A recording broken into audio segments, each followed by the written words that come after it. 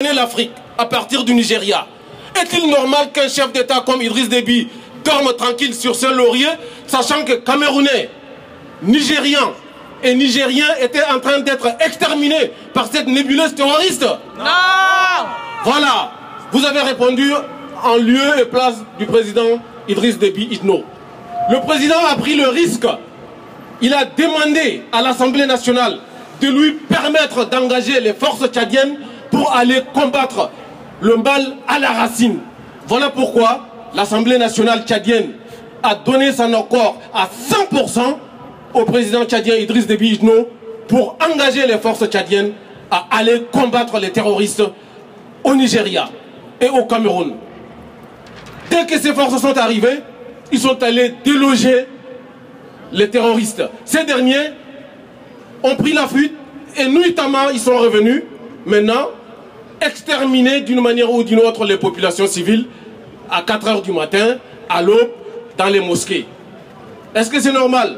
Non. Est-ce que cela entamera la détermination des forces tchadiennes, camerounaises, nigériennes et nigérianes de combattre cette nébuleuse terroriste? Non. Je vous remercie.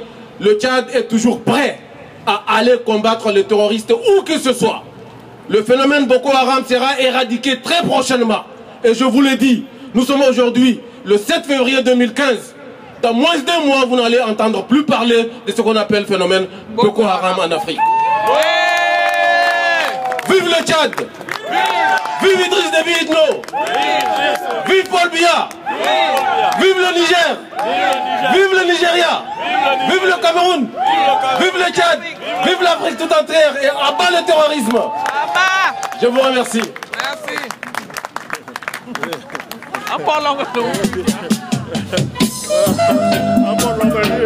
Meeting politique, mais quand même.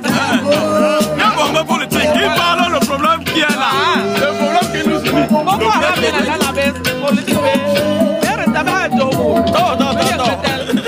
Africa unite, cause we're moving right out of Babylon, and we're going to our father's land.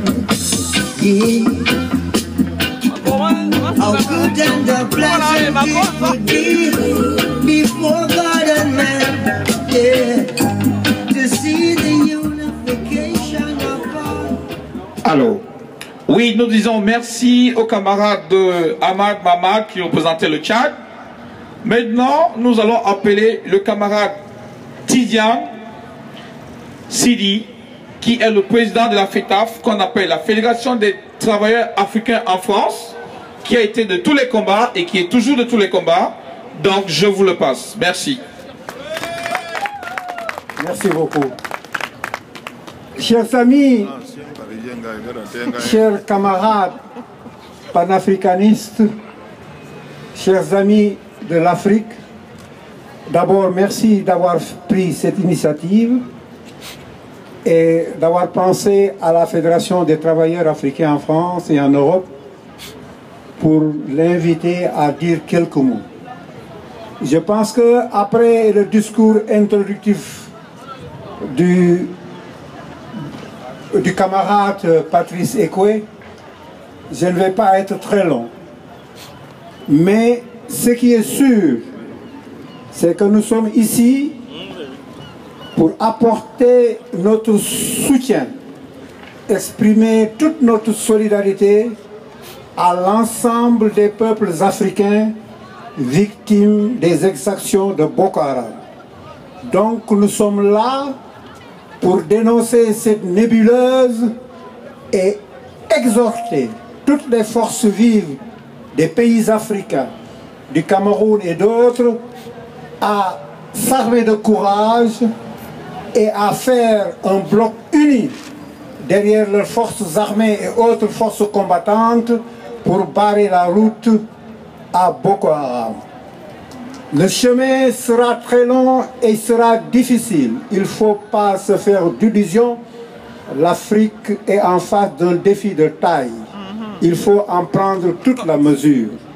Nous avons dès le départ envoyé une lettre de félicitations, une lettre d'encouragement au président Idriss Déby pour l'acte qu'il vient de signer en s'engageant aux côtés des forces vives de son pays, mais des autres pays africains et des autres armées africaines pour contribuer d'une manière efficace à la défection et pour barrer la route à Boko Haram. Aujourd'hui, j'ai une pensée pour mes amis syndicalistes que je connais bien, qui sont au Cameroun, au Tchad et au Niger, que j'ai eu souvent l'occasion de côtoyer. Je pense à eux et permettez-moi, du haut de cette tribune, de leur adresser tous mes encouragements, toute notre solidarité en tant que travailleurs africains. Comme vous le savez, nous sommes ombiliquement liés au continent et rien qui se passe dans son continent ne saurait nous laisser indifférents. Je vous remercie, poursuivez l'action, vous avez notre solidarité. Merci.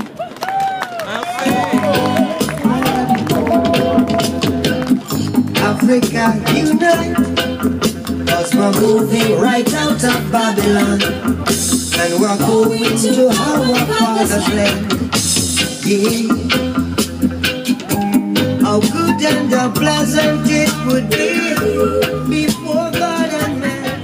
Alors, oui, la journée ne cesse d'avancer comme nous voulions, et maintenant, surtout je tiens à rappeler à l'assistance que nous qui sommes ici, vous qui êtes là, vous êtes venus pour dire non. Non à l'envahisseur. C'est-à-dire que nous avions mis de côté toutes nos chapelles politiques.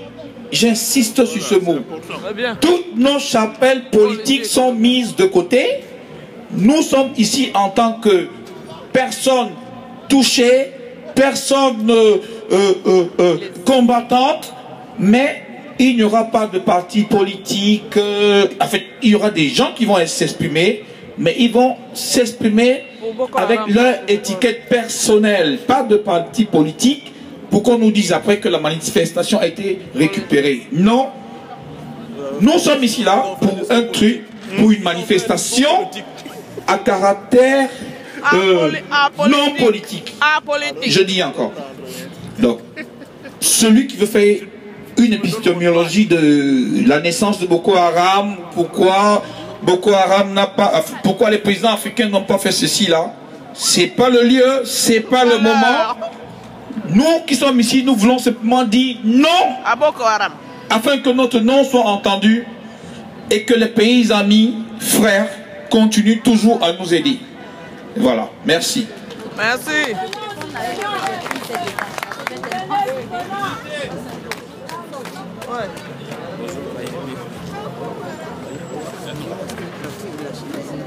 Oula, oula. Maintenant, il est malin. Alors, sans plus attendre, nous allons passer la parole à un représentant associatif qui est très engagé, qui nous a beaucoup aidé. Il s'appelle M. Sali Diallo, le responsable de l'association Équité, que j'appelle avec toute son équipe, si possible, de monter et nous dire 2 mots. Merci. Merci, je représente l'association Équité. C'est une association française. C'est pour vous dire, les Français sont avec l'Afrique aujourd'hui. Il y a quelques mois, quand Madame Obama, Michelle Obama a lancé ce message, rendez-nous nos filles, parce que Boko Haram avait kidnappé des filles et jusqu'à présent ne les a pas rendues. Je pense que le monde ne nous a pas assez écoutés.